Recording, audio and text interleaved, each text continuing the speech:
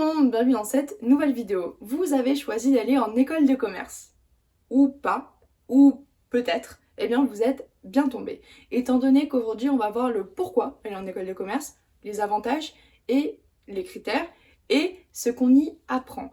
On va voir ça dans cette petite vidéo. D'ailleurs, toute ma chaîne pratiquement est dédiée aux écoles de commerce, donc allez fouiller dans les playlists, les vidéos, il y en a vraiment pour tous les goûts. Mais si c'est la première fois que vous me voyez, écoutez, bienvenue. Voilà, c'est à peu près ce que je fais ici. Donc si ça vous intéresse, si ça peut intéresser un proche, n'hésitez pas à liker, à vous abonner, à partager, ça m'aiderait énormément. Donc on va se lancer tout de suite dans pourquoi faire une école de commerce. Alors juste un peu de background sur moi, je sors pas juste de nulle part, je suis diplômée donc de l'EDEC, c'est pour ça que je me sens un peu légitime quand même de partager mon expérience étant donné que c'est bon, c'est fait, c'est passé, c'est derrière moi et maintenant j'ai été embauchée en CDI.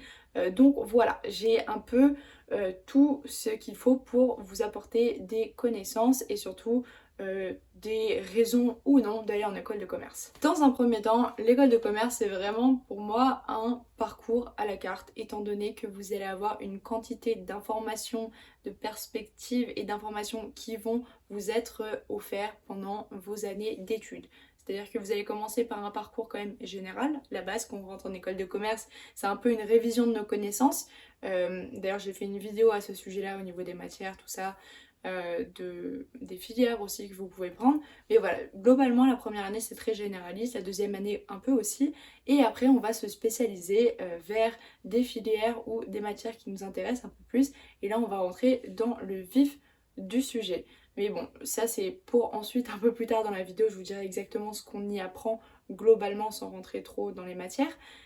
Mais c'est un parcours qui va vraiment être global, on va dire, étant donné qu'on va vous apprendre comment fonctionne en général un commerce de A à Z, histoire que vous soyez vous-même capable d'en ouvrir un, d'en répliquer un ou de travailler pour un commerce ou une entreprise. La deuxième raison de faire une école de commerce, c'est la possibilité de se professionnaliser au niveau des stages, des alternances, des Erasmus, des possibilités aussi d'avoir un contrat avec l'école si vous créez votre entreprise, avec typiquement parfois des incubateurs au sein même des écoles.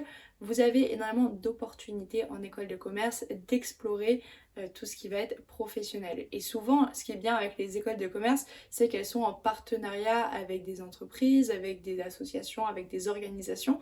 Et ça va vous faciliter en fait cette recherche de stage ou de métiers professionnalisants au moment de vos études.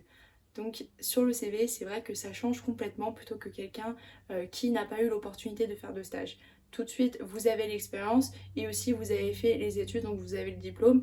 En ce moment en France, c'est vrai que c'est quand même pas mal valorisé d'avoir l'expérience et diplôme. L'école de commerce, c'est pas simplement payer pour avoir son diplôme. L'école de commerce, c'est une formation à l'excellence, entre guillemets, ça va être l'élite du pays. Donc je dis ça en rigolant, mais je le pense quand même, étant donné que je suis arrivée en école de commerce, franchement j'étais une sauvage.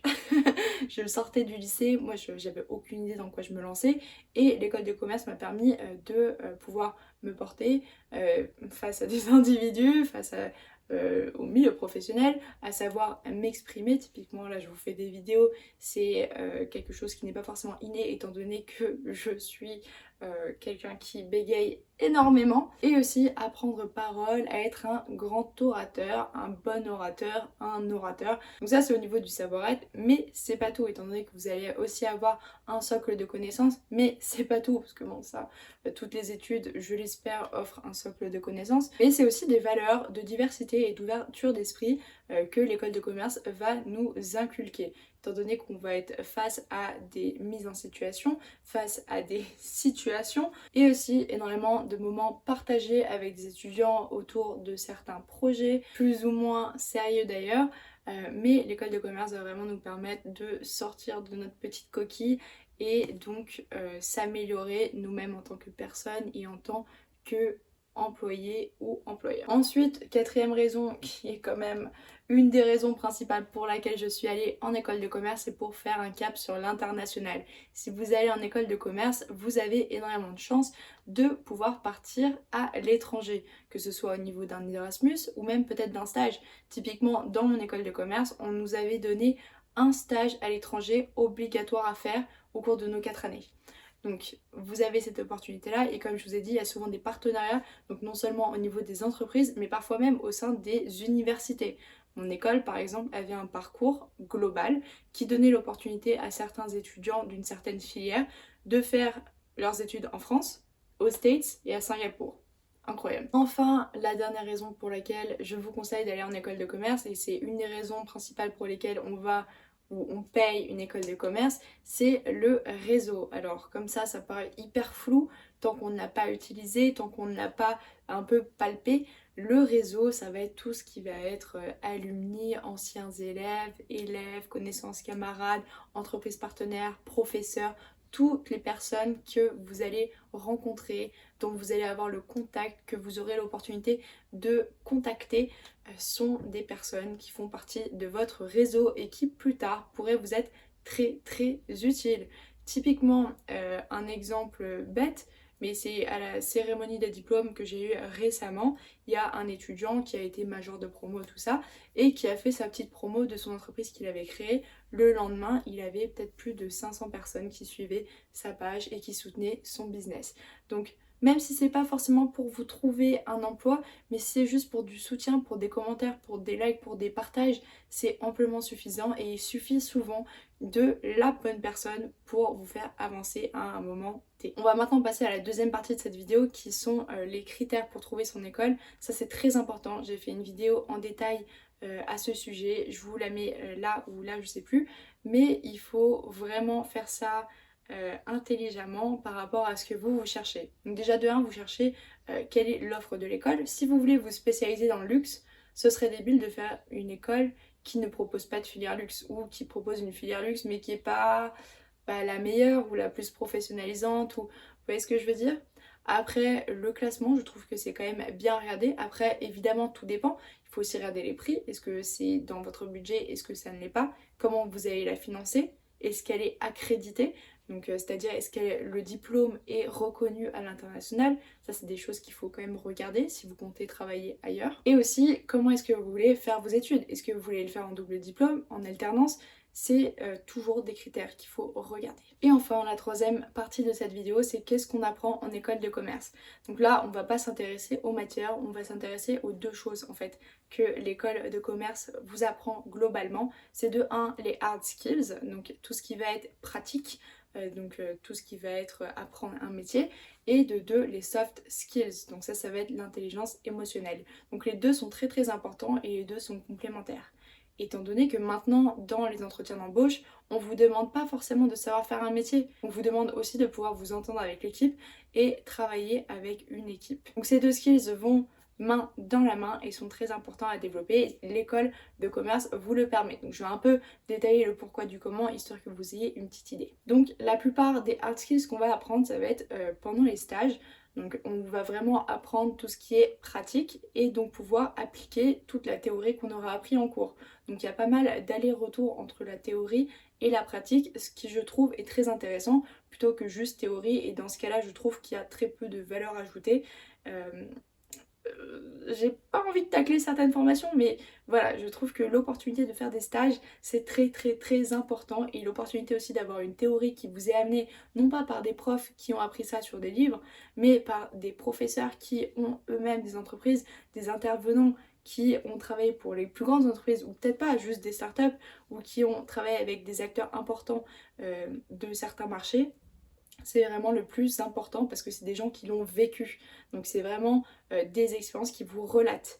Et donc en vous relatant ces expériences, c'est quelque chose que vous allez vraiment pouvoir appliquer dans un cas concret et non pas juste appliquer dans vos bouquins à faire des tests. Ça c'est très très intéressant selon moi. Aussi, il y a énormément de coaching en école de commerce. On parle souvent des matières, du marketing, des trucs, de la communication, de la comptabilité, ok, mais on parle pas souvent des matières comme connaissance de soi, où on va vous apprendre à parler de vos qualités, parler de vous. Très important pendant les entretiens d'embauche, très important pour le charisme, pour je sais pas, les skills d'orateur, très très très important de savoir se vendre aussi pour la négociation.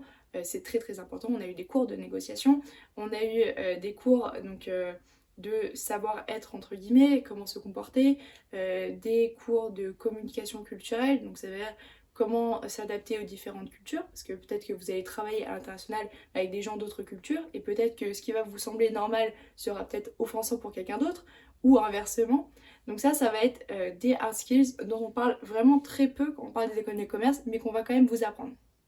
D'un autre côté, il y a les soft skills. Donc là, on va vraiment vous apprendre l'intelligence émotionnelle, le savoir-être et en fait juste savoir se tenir quoi et être en cohésion avec son entourage. Donc grâce à beaucoup d'autonomie qui va être donnée aux élèves, mais aussi beaucoup d'opportunités de travailler en groupe, travailler avec des profils différents, souvent changer énormément les groupes, en petits groupes, en grands groupes, face à toute la classe. C'est vraiment des contextes qui vont permettre à l'élève de sortir de sa coquille et d'apprendre à se ressentir dans une situation et être conscient en fait de ce qu'on est, ce qu'on dit et ce qu'on représente aussi. Avoir vraiment conscience du regard des autres, mais évidemment dans un contexte professionnel. Donc ce qui est pas mal, c'est qu'on a pas mal de cadres pour en fait avoir un espèce de développement personnel et s'ouvrir l'esprit vis-à-vis de situations et vis-à-vis d'individus ou de profils diversifiés. Enfin, la vie associative permet vraiment d'acquérir des compétences professionnelles, ce qu'on a tendance à ne pas penser, mais en association, ok, on s'amuse, on fait la fête, tout ça, et d'ailleurs je ne l'ai pas dit, mais c'est une super raison de faire une école de commerce pour aller en association étudiante, mais d'un autre côté, il y a tout ce côté professionnalisant où on va être sous quelqu'un de plus haut que nous hiérarchiquement. Après ça va être l'inverse, vous allez être au-dessus, vous allez gérer des équipes, vous allez gérer des projets, vous allez gérer de l'argent, ramener de l'argent aussi dans votre asso. Donc tout ça, ça va être les soft skills qui vous seront amenés par l'école de commerce. Donc si vous savez pas si vous voulez faire une école de commerce, n'hésitez pas à poser des questions, je vous répondrai en commentaire ou juste à fouiller dans mes chaînes. Honnêtement, il y a tellement de contenu par rapport à ça et j'espère que ça pourra vous aider. Mais sinon, n'hésitez pas à me contacter, je répondrai à tout. Bye!